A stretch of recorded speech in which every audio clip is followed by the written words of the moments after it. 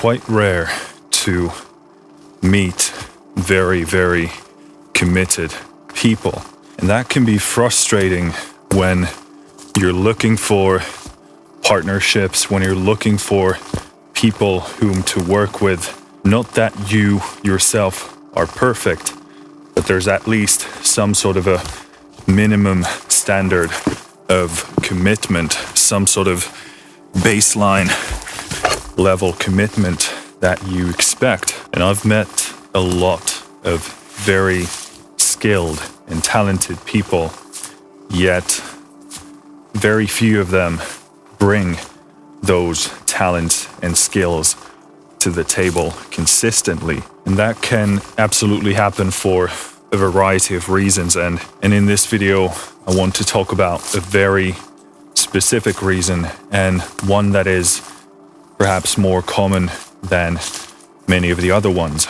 Now, I've talked quite a bit about learning to love the process, and what we're going to talk about in this video is a very specific side of learning to love the process. It's not only about surrounding yourself with external processes that you love, so that externally your life is exciting and challenging and meaningful, but that you're actually building something internal along the way. Now, I believe that anything that you can develop in yourself is going to be far more valuable to you than any external thing that you accrue or attain. And the reason for that is that the internal stuff scales like nothing else. Once you learn something and once you integrate that into yourself, you now have the possibility to take that skill or mindset or whatever else it may be. You can take that into everything and anything you do, not only in the now, but also far into the future, and potentially as long as you get to live. So if you learn a skill or a mindset today, and you can use it tomorrow, next week, next month, and for 50 years to come, if you're lucky, the potential benefits of that are insanely huge. And how this loops back to the point that we started with, I think a lot of people struggle with commitment because they focus too much on those external individual goals. And of course, an external goal can always be bigger, it can be shinier, you can get more and more and bigger and better. But if you play that game and if you use that as your fuel, you are capped by default. There's always going to be a point where you realize that this isn't going to be a solution that brings you consistent and lasting well-being. And it certainly doesn't cater to the deeper driving forces that we all have, such as meaning or purpose.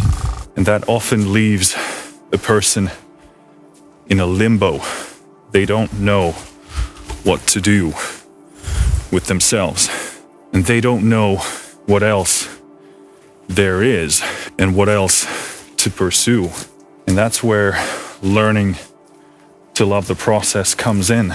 But very importantly, you must learn to love self-growth. There's no other as powerful of a drug than that. We humans are wired to be addicted to that stuff. And the only reason most people aren't hooked up to that drug and take it over and over again is because it's more difficult to pursue than a short-term pleasure. So although you get a huge kick and a huge dose of meaningfulness and purpose out of pursuing your goals, and attaining them. We don't do it because it requires a lot of struggle and suffering before you actually get there. And most aren't willing to go through that phase. They just want the good feeling. It's far easier to eat something that makes you feel good. It's far easier to watch a series or a movie or play a video game and get that kick. But those things are like tiny, tiny simulations of the bigger process. I suggest you try going the other way. Try going inwards, because there's nothing more rewarding than being superior to your former self. There's nothing more meaningful, because it's something no one else can give you. If the external isn't enough for you, if it doesn't motivate you, then don't pursue it. But don't take it as a sign of there being nothing for you, nothing of sufficient value that you could pursue. Because often when we make that observation, that's a highway straight to nihilism and existential dread. And I can tell you from experience that it doesn't do anything for you. We struggle to commit to things and stick to things and maintain a course and maintain growth, because wealth, status, admiration, attainment, whatever it is, we try and look at those things and we try and quantify them. We try and objectively, logically look at those things and then put a price tag to those things. Try and put a value to those things. And we use that as a hierarchy of importance.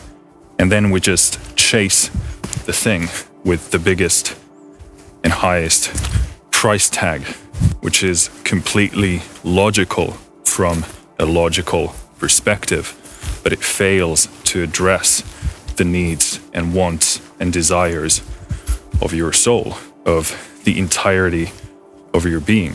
It's really the bigger internal reasons and driving forces like meaning and purpose that are going to really help you stick with the things that you actually want to do in life. So if you really think music is something that you want to spend your life on, that you find to be more valuable than anything else, then I'd strongly suggest that you don't tie your reasons for sticking to it and committing to that to external variables.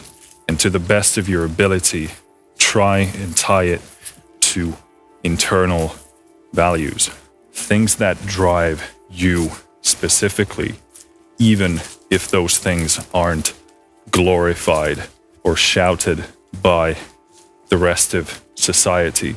You need to know what drives you. And the people who know themselves deeply and well enough will always find a reason to keep going, always a reason to push, because inevitably there's going to be tough spots.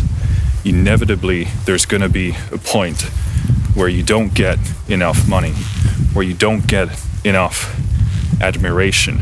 So the only person you can actually negotiate with in order to keep going and keep making music and committing to a cause, the only way to do that is to know yourself and to focus on a process that no one else can give to you.